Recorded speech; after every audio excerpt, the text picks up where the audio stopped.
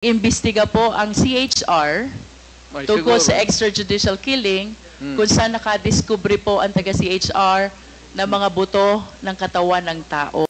Kayo po ba ay aware dito? I am aware of only one bone. Dala-dala ni...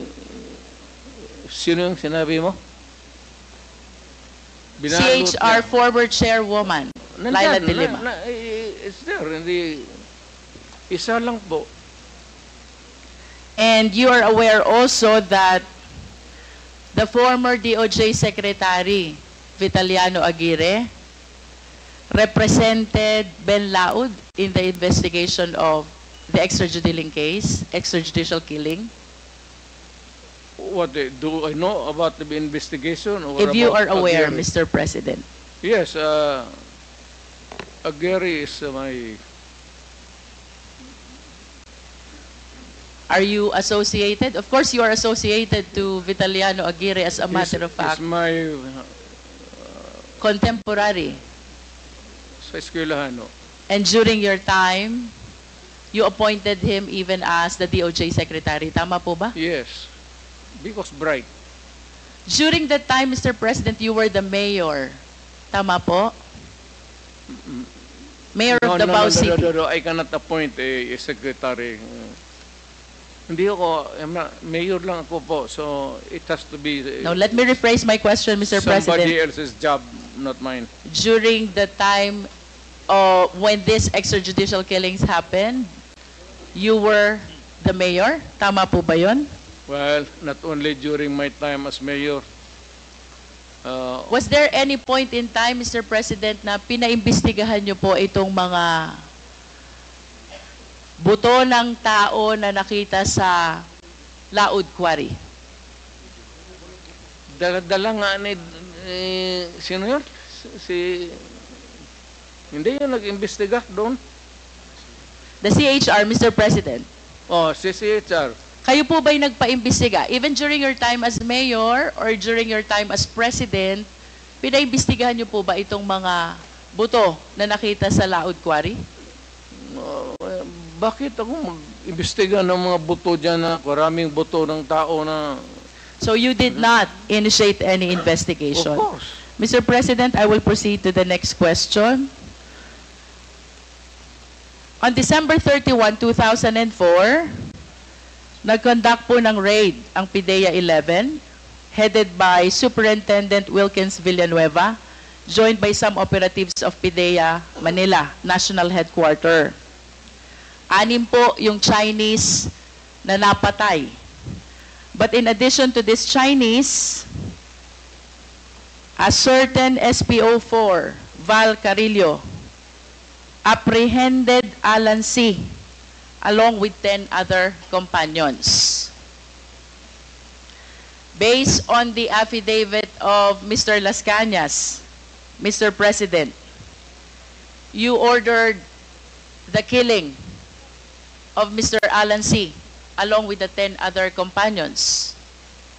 That is not true. That is a job of the police. Hindi ko trabaho magpatay, ma'am. There are 2 important observations in his affidavit, Mr. President. Ang sabi po niya dito, si Alan C. ay nag-offer ng 200 million for the release of the 2 chemists and another 100 million for the remaining 8 personalities. But when he tried to seek your permission, you refused, and you even said, madami kayong intel funds. Totoo yan. Kung bribery siguro yan. Hindi ko, never in my... Are you confirming, Mr. President, that during this time, Las Cañas and Sunny Buenaventura sought your permission whether to release Alan C. and the 10 others in exchange of the 200 million plus 100 million? Siyadong maraking pera yan, man. Totoo yan. You are denying it, Mr. President. Of course. But do you confirm that when you refused this offer, you even told Sunny Buenaventura and Arturo Las Cañas that you have ample intel funds, so you don't need those bribes, if you call it bribe. I do not remember making a statement like that. But money for operations against crime, malaki ang funding ng Davao City. Another important observation, Mr. President, these 11 personalities were asked as to the whereabouts of their passport. Alan C. said that his passport was taken by the operatives, while the 10 others, ang sabi po nila, hawak ng employer nila. And the employer was named as Michael Yang. What can you say about this? Nothing to do with it. Wala akong pakialam dyan. Hindi ako nakikialam ng mga passport. Mr. President, to conclude the question about this Dumoy raid, this is the raid of the PIDEA which happened in Davao Shabu Laboratory on December 31, 2004, where 6 Chinese personalities were killed during the raid, and the 11 others were brought to Laod Quarry, where they were summarily executed and buried upon your order, according to the testimony of Arturo Las Cañas. Do not believe Arturo Las Cañas. Let me proceed to Binubula the ka lang niya. next question, Mr. President. In 1993, Mr. President, binomba po itong St. Peter's Cathedral in Davao City where 7 died. Naalala niyo po ba ito? And according to Point of Arturo order, Las Cañas, Mr. Chair. Point of order. What was the I would like rule to that was find not- out excuse me, if Attorney Delgra is coaching the President, because she has been whispering in the ears of the former President. What to find out? Attorney Delgra, please refrain from coaching. The President is able to answer all these questions being asked He's of him. advising me And about my you're legal only rights. limited to advising Legal your client rights. with his rights. Nothing more, nothing less. He's I a hope lawyer. you follow the rule, Attorney Delgra. Please He does- proceed. He does not have to coach me. I know how to answer. Mr. Chair, 1993, binomba po ang St. Peter's Cathedral, Davao City, where 7 died. Nalala niyo po ba ito, Mr. President? Yung simbahan, ma'am. Opo, St. Peter's Cathedral in Davao Yes, ma'am. City. At sangayon po kay Arturo Las Cañas, kayo ay galit na galit sa pangyayaring ito. Sinong hindi magalit, ma'am? At dahil po sa inyong mahigpit na galit, ay inorderan nyo po itong sina Las Cañas na bombahin ang mga moske, kasama po ang Kamamara Mosque at Bancorehan Mosque. What can you say about this? Crazy, ma'am. Do you know that my mother is a Muslim? That's an idiot statement. In other words, you are denying. Of course. Mr. President, let me proceed to June Pala. Sino po si June Pala? Well, he was a broadcaster. He is a broadcaster who used to criticize you during his programs. Tama po ba? Everybody, pati ako, tama yan. Trabaho niya yan. And according to the testimony of Arturo Las Cañas, you ordered the killing of June Pala. Niwala kay Las Cañas. Lahat na nandang participation ng crime niya, kanya. There's a pattern, you know. Look at the pattern of the crimes. Kanya lahat ng ano. Do you believe that as a policeman? Would I? Would I? Kanina po, Mr. President, I started my interpellation with acknowledging your courage in taking full legal responsibility to all the victims of war on drugs, and you said both legal and illegal. The reasons why I asked about Laod Quarry, where human bones were found. The reason why I asked about the Dumoy raid, where 11 Chinese personalities were summarily brought and killed to Laod Quarry. The reason about why I asked about the mosque bombing and the killing of June Pala is I wanted to substantiate the courage that I saw on you when you initially expressed taking full legal responsibility to all the victims of war on drugs, both legal and illegal, according to you. You are substantiate? Yes, Mr. President. Where's the proof? Mr. President, I'm anchoring my questions about the separate incidents from your initial statement that you are taking full legal responsibility Yes. to all the victims of war on drugs. You said both legal and illegal. Yes. Mr. President, you are a long-time prosecutor, correct? And of course, it is very fundamental upon us, all lawyers, the Yeah. requirements of due process. We are zeroing in on a particular individual now.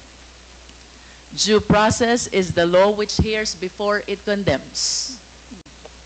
Due process is the law which requires notice and hearing. If you say so. Mr. President, I hope that we will be reminded that by due process, the end does not justify the means. Kanina po, tinanong din po kayo ni Honorable Brosas about the number of the victims of war on drugs. Tinanong po kayo about statistics, and you lamented na hindi nyo po alam or dala yung records. Now, I want to share to the public the statistics of the victims of war on drugs. Well, we are... Mr. President, this is from PIDEA. I think this is a consolidated effort of Karapatan, Global Witness, National Union of Journalists of the Philippines, the Supreme Court, Rappler, and the Philippine Drug and Enforcement Agency. We have 6,252 individuals in police anti-drug operations as of May 2022. 27,000 to 30,000 individuals, including those killed vigilant style. 427 activists, human rights defenders, grassroots organizers as of December 2021. Land and environment defenders as of December 2020, 166. Journalists, media workers, as of April 2022, 23 victims. Judges, lawyers, prosecutors, as of December 2021, 66 victims. And mayors, vice mayors, as of December 2021, 28 victims, Mr. President. Mr. President, my question is, when you implement war on drugs, did you strictly comply with the requirement of due process? Yes. Mr. Chair, I will wrap up. Thank you, Mr. President. Mr. Chair, it is my humble submission that contrary to the answer of the former President, I humbly believe that the former President and his war on drugs never complied with the requirements of due process. The statistics show, Mr. President, the huge number of victims of war on drugs. If my memory serves me right, during the time of Aquino administration, there are like around 200, and during the present administration, there are around like 200 victims as well of war on drugs. Given this statistics, Mr. Chair, this is almost or around 31,000 victims of war on drugs. If indeed they follow the requirement of due process, wala po dapat ganito karaming patay. At ang dapat, maraming kaso na pending in court. I hope all of us will be reminded by the fundamental law that no person should be deprived of life, liberty, and property without due process of law.